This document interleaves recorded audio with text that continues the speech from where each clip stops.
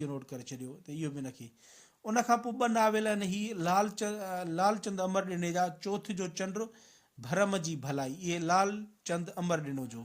8 number ते वरी टे नावेल आहिनि जेके काके भेरूमल महरचंद आॾवाणी जा आहिनि।